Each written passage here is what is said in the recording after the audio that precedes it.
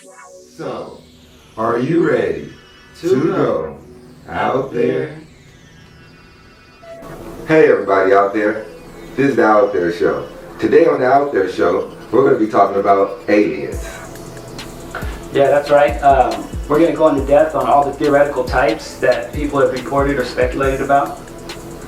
And we also going to talk about what they may want and where they came from. Sure. So let's get right into this discussion about aliens. What's your general thought about aliens? Like, is it a real thing? I know there has to be amazing things in the universe that we haven't discovered yet. Scientists are making day-to-day discoveries, week-to-week discoveries, month-to-month discoveries that they've never seen before, and they have to name these new creatures. So if that's the case, if it's in the water, it must be in the air, it must be in the universe. I can generally agree with that, man. I think I can also agree that the universe is a huge place, and it'd be foolish to think that there's not other life out there.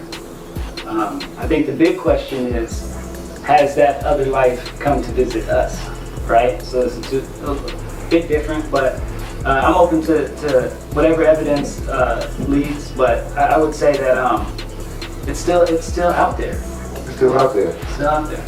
So it's like, more or less, you have planets, and we have suns, and we have solar systems. There's many other solar systems out there, there's many other suns, and there's many other things that rotate around their sun around the same distance that we rotate around our sun.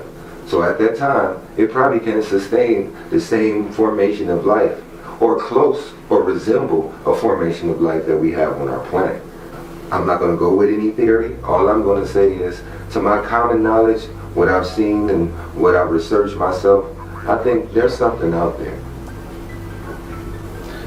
So let's talk about, where these beings come from and, what's more realistic. There's a lot of talk, I hear talk about extraterrestrials from outer space. Then I hear talk about extra-dimensional beings from another dimension. I've also heard talk about intraterrestrials, beings from inside the Earth. I've also heard talk about aquatic beings that are actually beings from our own oceans. What is more realistic, and what's your opinion on these different types of beings that are being proposed? My opinion on the different type of beings that are being proposed, some of them may be all one being. Some of them may have a spaceship or a craft or a UFO or a Brahmana or whatever you may call it that can has a force field that can allow it to be underwater for as long as it wants. So maybe it can be an aquatic being. Or it has a spaceship that has a force field strong enough to actually bore through solid land mass and put itself under Earth. So I think, though, the question is the origin story of these beings, right? Do they originate, from our perspective, from outer space? Do they originate from another dimension? Do they originate from beings that were, say, I think the theory is, dinosaurs evolved into some advanced beings that have been moved underground for millions of years, and they have extra advanced technology. Or same with the ocean being. Some ocean being evolved a long time ago, and it's had technology forever. And, we're the newcomers on their scene. What is the origin story that seems more realistic for these beings? You know what I mean? I wouldn't think they would be from Earth because of their technology that they have. And on Earth, we've been digging up for many years and we haven't found the exact technology that they have. So it doesn't look like that technology was actually born and bred on Earth. So basically, for you, I think what you're saying is extraterrestrials from outer space are more likely, then maybe extra-dimensional might be likely, but you're saying the two where they're Earthlings that evolved before us are less likely.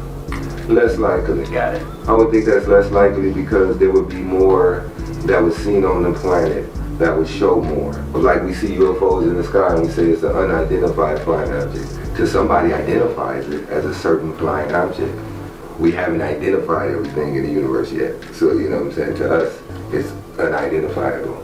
Got it. But somewhere in the universe, they have identified what it is already. They probably have a name for it already. It's probably been in their history. They got a private barcode on it. Yeah, you know what I'm saying? Exactly. You know, they done mastered it already, you know. When they come here, you know, they probably just taking a swoop right in and out. And they probably do that from planet to planet or galaxy to galaxy, you know, universe to universe. We don't know what their travel is. We just hope it's a good travel, you know. You know, everybody out there has I mean, an this opinion. is definitely to get our opinions on it, you know. So I want to know what your opinion is out there. Everybody, you heard something that we're talking about. We're giving our opinion of what we seen or what we heard on a video or we read in a book somewhere. So we want to give y'all opinion. We want to hear y'all opinion from everybody out there. Please go down there and leave a message in the text. Leave something in our comment section. Please subscribe to us and check every week and show us something out there that we haven't touched on out there, and maybe we can touch on it on our next show. Yeah, man, that'd be awesome. But back to our show, we're talking about aliens. Is there aliens out there? Are there extraterrestrials out there? Are there beings out there that have advanced technology that we may be scared of? You know, when we see beings, some of our military around the world, they throw at them everything they got and it bounces off their force field, and we thinking, hey, we wish that we had that technology, you know? But what would we do if we had that technology? What would the governments of the world do with that type of technology? I think with great power comes great responsibility, and we need to think about that first. We need to think about how we can help, you know, everybody as one in the globe, instead of thinking about, you know, narrow-minded about what you want to do for the technology or the power that you have. Because a lot of people can wield power in different ways. And let's just hope the people that get the power is well and calm thinking. Because, you know, if the U.S. government had technology that would allow you to take a craft the size of a car, relatively simple to build, and fly to the moon, they would not want that getting into everybody's hands. Because you don't want everybody flying to the moon, and you definitely don't want everybody flying back here from the moon. Yeah. You know, they're going to be crashing like comets. And you don't know what they're going to bring back from the moon. Right. It may be a contagious agent on the moon, and stuff. They grabbed a moon rock and thought it was cool, and that moon rock got 10 billion bacteria that's from some outer You know, planet. the other thing is, Yeah. how long can people make craft that are going to be leaving the planet before enough people form colonies, places that maybe the government doesn't want them to form a colony, and maybe they build up some kind of government that, you know, is an enemy to the earth. I mean, you don't want to get this technology out there and a bunch of jihadists flee and form a jihadist planet and then start launching rocks toward Earth, right? So, yeah, I mean, it makes sense. There's a certain level of difficulty you would want in place for people to get access to some kind of technology like that, for sure. So what do you think, Jay, about the new Space Force they got right now? The new Space Force, I think, you know, ultimately it's a branding issue, right? The Air Force has been dealing with space issues. NASA's been dealing with these space issues. I could say, hey, you couple guys from the Air Force, you couple guys from NASA, you've already been doing what you're doing and you're already housed in the same building, but you know what? I want to shift you into these offices, a couple offices down, and call all of you guys the Space Force.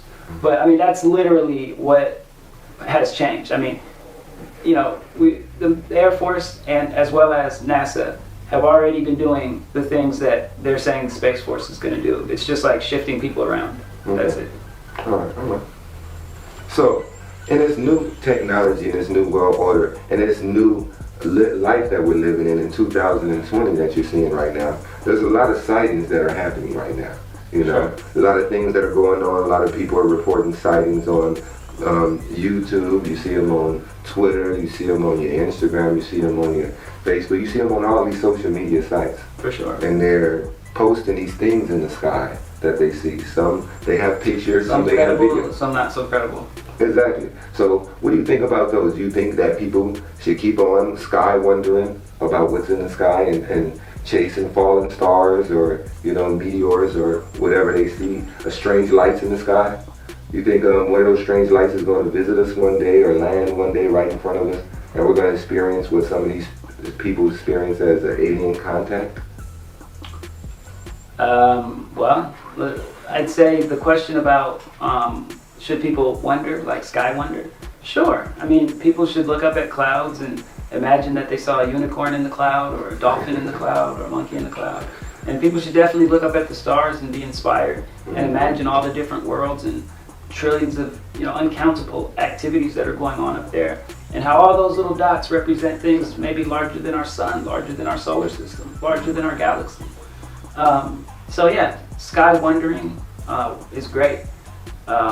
Do I wonder, will one of those shooting stars ever come down to the planet? It's happened. Comets hit the planet all the time, meteors hit the planet all the time. I worry about it. I hope that one of those shooting stars in the sky doesn't fall down and land on my head or my house. Do I wonder about whether one of them will come down and make contact? Right? Yeah, exactly. And so that's the third part. And so getting to that third part, I think that I wonder about that, and I would hope that that was the case. Like, that would be awesome if aliens came down and made contact, because that would mean that there's intelligent aliens relatively close to us that want to make contact, maybe share technology. But also, by them making contact, it means that they recognize us as beings to come up and talk to and make contact and see us as somewhat of an equal. What you don't want is them making no contact and just coming and doing whatever they do and treating you like the way a person would come into a forest and chop a tree down. They're not even thinking about the termites, that they're chopping the tree down and there's termites in it. They're not even considering the termites. They have no ill will toward the termites. They just have not a thought for them. And so that's what you worry about. The other thing you worry about is that, hey, they see us as equals, and instead of coming to talk to us, they see us as a threat, and then they just make an all-out attack on us. And I think that the most scary scenario, though, is the first one. Because if you're so much more powerful and larger than us that you see us as termites to not even be considered, well, then we have really no defense against you. But if you are worried about us as a threat and you feel like you have to make an assault, then maybe we have a chance. Maybe we are a threat. Maybe we could win the fight. So yeah, I think that them coming and making that contact would be an awesome scenario out of all the possible scenarios of what an alien could do. But what facts would you need to see to make it believable to you? Oh, what facts would I need to see? Well, a body would be nice. A body that is accessed by any scientific authority. If a hospital wants to see it, if any particular university wants to see it, if any particular country wants to send their doctors to inspect it. That type of body. Not somebody that somebody took a picture of a body, now we got to believe one person who did an examination. I'm talking about an open body that people got access to. And we're getting close-ups of every bit of the anatomy. You're taking this thing apart to the point where you understand how it works. You understand what is the musculature structure. What chemicals is it made of? People have done chemical tests on it. They know, they've looked at microscopically at its cells, and they can tell you what is its cellular structure. A body on open display for open examination by medical and scientific professionals worldwide.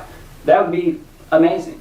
Another option, a craft in the same position, open for examination for any of the mechanical or engineering professionals worldwide. And that doesn't disappear after the examination. No, it's still there. If you want to re-examine it, we've still got it there for you. If you want to take a closer look, here it is. I mean, that would be great evidence. Outside of that type of evidence, what evidence is there? I mean, in this day and age especially, it's getting to the point where outside of that type of physical evidence, there's no evidence possible, because doctoring things with all our new technology and the digital doctoring they're doing, it's with deep fakes, it's almost getting impossible to tell a real video from a fake video. So if you don't have something that can be studied and continually studied for the next 100 years, what do you have to show me? That's the evidence I need. I can see that, because if you didn't physically see something with your own two eyes, if you didn't physically touch something with your own two hands, how could you actually give your own opinion on the matter? Because you may be seeing the video, but the video could have been doctored. You may be seeing a picture, but the picture could have been doctored. You may be hearing somebody talk about it, but people could be telling a lie. Or be mistaken. Or be mistaken. Or have mental health issues. Or have all three. Or daydreaming. It could have been anything. They can be confused. Exactly. So they can be delusional. Or on drugs. And that's another one, hallucination. So let's get back to aliens, I want to ask you, what type of facts matches the facts and descriptions better? Are we talking about the inner space aliens? Are we talking about the outer space aliens? Are we talking about the inner earth aliens? Are we talking about the aquatic aliens, the underwater aliens? What better matches the description of the aliens that we're talking about? Yeah, I mean, in my opinion, honestly, if I look at the fact that they say they have UFOs, USOs, they say they have green or gray skin mostly, big eyes, 4 fingers, all these things. If I look at all those basic facts that people talk about, I would have to say it honestly matches like outer space aliens better. They say they're all skinny, kind of weak. You have to be pretty strong to be from Earth. So, I think probably outer space aliens. I'm not too sure about extra dimensional aliens because I'm not sure that I believe in extra dimensions like that. So at that point, it's like if I don't think the extra dimensions are very realistic, then the aliens probably aren't. But definitely, I think, outer space aliens match all the descriptions the best in my opinion. How about clothing? They're actually traveling through space. They would have some different type of clothing that they wear, because we have space suits when we travel through space. Do you think they have some special clothing when they travel through space? That's a good question. I mean, you only really have 2 options, and I think those 2 options match kind of the description, because the description you get from a lot of these are that the aliens don't seem to be wearing anything. And so for that to be the case, either they're not wearing anything, in which case they would have to be evolved in some way to be able to deal with whatever environments they're going in and not having any clothes on. Or they have some form of spacesuit on, and that's what we're actually looking at. And we think, hey, they're not wearing nothing, but in all reality, they're inside some form of spacesuit right then and there. Whatever it is, though, their clothing seems to be very simplistically designed, because it basically just looks like they're not wearing anything. So. Exactly. So, as type of aliens, the ones that fly these type of crafts, do you think there's a type of aliens that fly the crafts, or you think there's multiple different types of aliens that fly multiple different types of crafts? Well, if we're to believe that these are some beings, it'd be hard for me to think that there's multiple of them coming. I would think it'd just be one species. If we're under the opinion that it is actually some beings other than humans, yeah, I would say, it would probably be one species. Do you think that we're forming the Space Force because we needed to defend against outside forces from space, maybe an extraterrestrial attack in the future, or some type of threat from an unknown source? Man, I just think that if that was the case, then the forming of the Space Force would have been more substantial than just shuffling people around who've already been doing their jobs. They have not really done anything special with that Space Force. Until we have a base on the moon, or even plans in the works to do that, I don't think that they're worried about aliens. Or Mars. Mars, but specifically the moon, because if you're talking about defending the Earth, being way over at Mars isn't going to help you. Yeah, the moon is our far. companion, Exactly. and that's It's strategic, though. It's strategic, so for defense of Earth, that is. Yeah.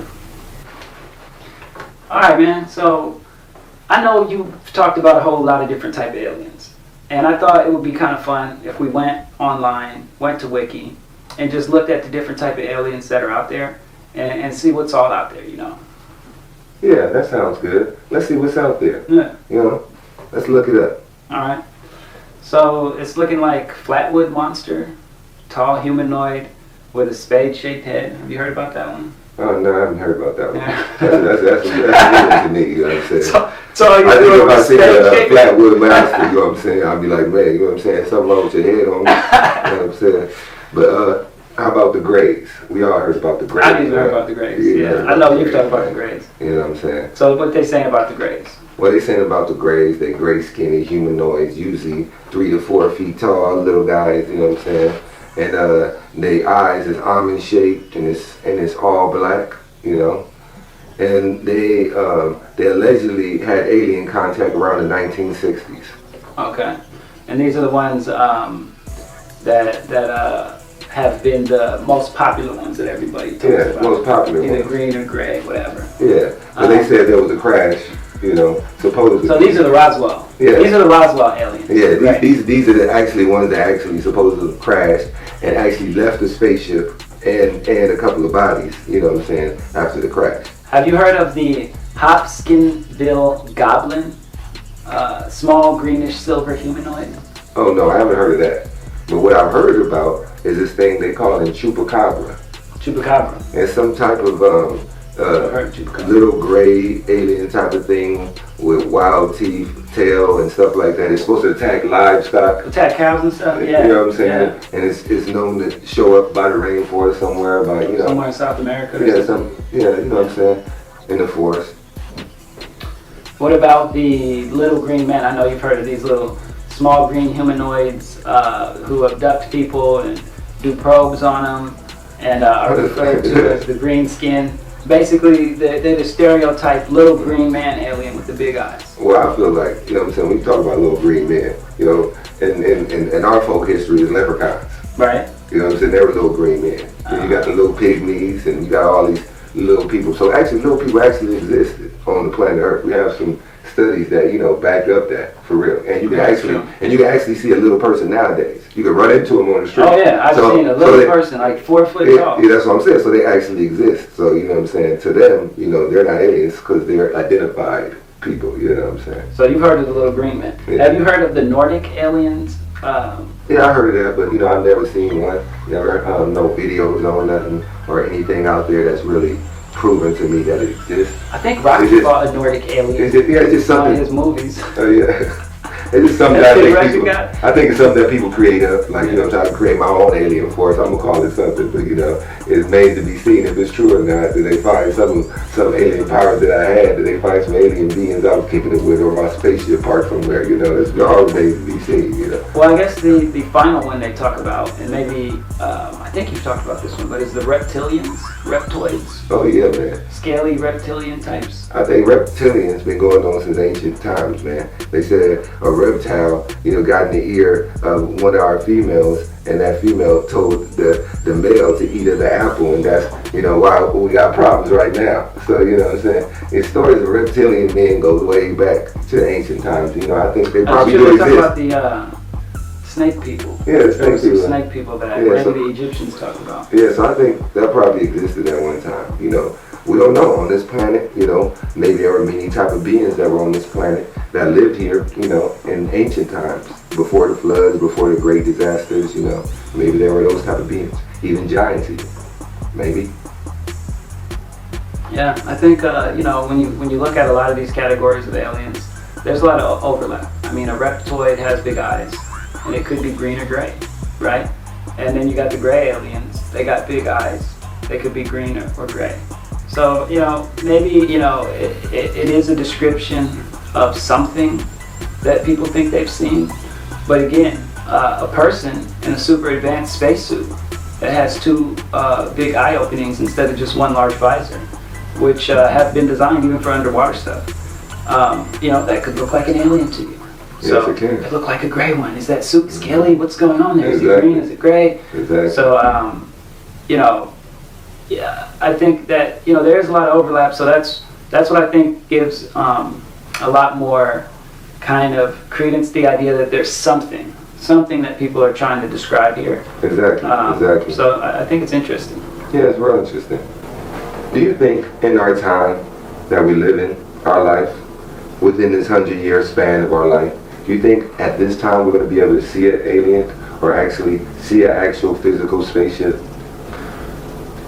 I think that there's a chance that we've seen and interact with aliens every day.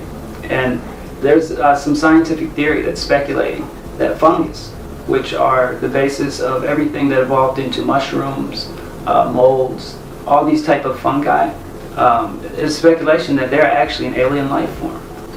Do you think that there are intelligent alien life forms already exist on this earth that may be underwater? They maybe have underwater bases, or they may have under earth bases, or bases in mountain tops or in caves. The whole thing about aliens potentially being in Antarctica, there is a a known thing that internationally countries have agreed that Antarctica is a free zone. They haven't agreed for that for any other part of the Earth other than the international waters of the ocean. But as far as a landmass, there's never been a landmass where they say, hey, we're just agree that, that's just nothing. It's its own thing. Nobody owns it. Yeah. So I think that's weird. And I think that feeds into a lot of people's conspiracies. The flat earthers think, yeah, that's the end of the Earth, actually. Other people think there's an alien base there. Yeah. Whatever the case may be, maybe it's just so desolate that people don't want to fight wars over trying to conquer that continent, even though it's a humongous continent. Yeah. I mean, it's literally a humongous continent. Yeah. So, I don't know. I know that the Nazis had an interest in Antarctica, and they sent boats down there during World War II trying to find something that they thought was going to win them the war, but it clearly didn't. So, I don't know. I don't know if there's aliens on this planet. Again, I'm skeptical. I have no clear evidence. Yeah. If one of them stepped in front of me and showed me some evidence, I'd be a lone believer out here who people think is crazy, right? Exactly. What do these aliens want? Okay, so if they're outer space aliens, right? What would you think the outer space aliens want if they came to this planet? I think, it's things people talk about, right? They say they come here for water, they come here for resources, they come here for wanting to control people for whatever reason. They come here for, maybe people are entertainment to them. They want to research people. Other people could say that they came here because we started blasting off nuclear bombs and it drew their attention. What they could want, it would really depend why they came here. But the most logical reason, to me, for space aliens is not resources. Say if there were inner Earth aliens, what would you think that the inner Earth aliens would want if they were actually underground inner Earth? Because we have stories about a fight between men and aliens at one time. A story came up about Phil Snyder, and he said that he was in a fight with two aliens. I think if they're inner Earth aliens, then they must be far, far inner Earth. And if they're that far into the Earth, then I think that they must have some kind of massive technology. The only thing that makes sense of why they'd be under Earth is if there was some civilization that evolved millions of years ago, and potentially a comet hit the Earth, some weird, crazy disaster happened, drove them underground, or maybe that was just, they evolved from an underground creature, and they just built underground, and they have technology to do it. So potentially, that'd be the only reason I'd see them underground. I just really don't see any kind of aliens being here for resources. I mean, you can go anywhere and get resources. The underwater aliens, what do you think they want? I only see two scenarios. Either some alien escaped from a water planet, determined, like the intelligent creatures there are land-based. They don't use their oceans. We can go there and live, without them even knowing about us. Yeah. Potentially, that could be a thing. At that point, those aliens would be pretty much, there would have to be some reason why they wouldn't want to just take over the planet or make it known they're here. Hey, we know about dolphins. Maybe some intelligent species evolved on Earth, and it was an underwater species, and that's just where they made their home, and they haven't had much of a reason to contact us. Multi-dimensional aliens, what would you think they would want? I don't know what they would want, other than some form of energy. Like if we could harvest some form of energy from their dimension, so that we could power something without an apparent power source in our dimension, that'd be useful, right? Do you think that the aliens have new gadgets and techs that are more advanced than us? I mean, yeah, if they're aliens, like as in if they're extraterrestrials or whatnot, they would have to just to get here. They'd have to be way more advanced than us just to get here. You think with them gadgets and techs, we should be happy about those gadgets and techs, or we should be fearful and think if we ever engage them in any warfare, they can use those gadgets and techs against us? I think we have nothing to be fearful about. If they have some form of advanced technology, if they exist and they have some form of advanced technology, the fact that they haven't used it yet means they probably have no intention of doing it. So I'd say it's a good thing, because eventually we might find out what it is, or what is the basic technology behind what they're doing. I would say that the fact that people have been talking about aliens for a while now, and we still haven't been destroyed by them, would mean that if they exist, they're responsible. Exactly. Say if you walked out to your backyard and an alien ship crashed down, landed, and a little gray popped out, and he walked up to you and he's trying to communicate with you to try to tell you he's trying to get home, he's trying to get his spaceship out of the rut so he can fly it out. He's trying to communicate with you, but you can't communicate with him. What's the first thing would you try to do? Would you try to communicate with him through language and try to teach him language, or would you try to communicate through mathematics or a mathematical equation? Because, you know, mathematics is a more universal thing, because, you know. No. I think if I came across an alien, there'd only be two considerations. Can it sense things visually or not? If it can't see, now we're talking about potentially a different communication. Okay. If it can see, which you can determine quickly by waving your hand and seeing if it reacts, I would deal with that alien the same way I would deal with any creature that I come across on Earth, including other people of a foreign language. And it's a common thing, it's very easy. Here's how you deal with it. If I want the alien to look at something, I point at it. If I want the alien to do something, I do it, I show it, and then I say, here, you try. You can do that with a dog. You can do that with the ape. You can do that with a human who speaks a foreign language. It's natural. As soon as you see the person, then you're going to point to the ditch. Look, my craft. Then you look. You see their craft is broken. Now you're both on a certain, you're on a certain understanding already. He pointed, that's my craft. You know that. You see his craft's broken. Now you both made a communication right there. There's my craft and it's broken. Now we both walk over to his craft. He points at this. He points at my car. Maybe he points at my tire. Maybe he's like, I need rubber. Whatever it is. Yeah. Pointing, gesturing, it's a basic communication that anything that has any visual awareness is probably very, very highly aware of. You can do it with a robot. You can do it with a dog. You can do it with a person. You can do it with a parrot. So a baby, a child, you can do this visual pointing, gesturing communication. That's what I do. So if the person does not see and can't hear you, then we have to go into another form of communication. But if the person does see you, you can actually do some type of sign language. Just gestures. And gestures to get the person to, or being, Yeah. to get. And pretty soon, that's how you learn each other's language, right? I gesture at a stick. I say, stick. He goes, guguk. I go, okay, well, he thinks it's a guguk. I think that's a stick. Exactly. Hey, guguk means stick. Exactly. There you go. There you go. Do you think our ancestors communicated with the aliens better than we're communicating with them right now? I think that if there was aliens back in the day, if they wanted to communicate with our ancestors, yeah, then they could, and they could build stuff together. I think that any communication between humans and aliens at any point is up to the aliens. Like, if they communicated better back in the day, that's because the aliens talked to them. They just ain't talking to us right now, from what I know. They're not talking to me. Yeah, exactly. So if aliens were talking to me, I'm sure we could figure something out and build something, you know. But they're not, so we aren't. There we go. So if there's any aliens out there, you know what I'm saying, please communicate with us. Communicate. You know what I'm saying? I want to build something. Subscribe. You know. Oh man, we need all the subscribers. Yeah. So if you're an alien out there, you know what I'm saying, we- you're a shapeshifter, you're from another planet, another cosmic, another galaxy, please get on the Out There Show. Subscribe to the Out There Show and give us a comment. And actually send us a connection too. We'd like to see what you're doing out there, and we'd like to hear a video from you.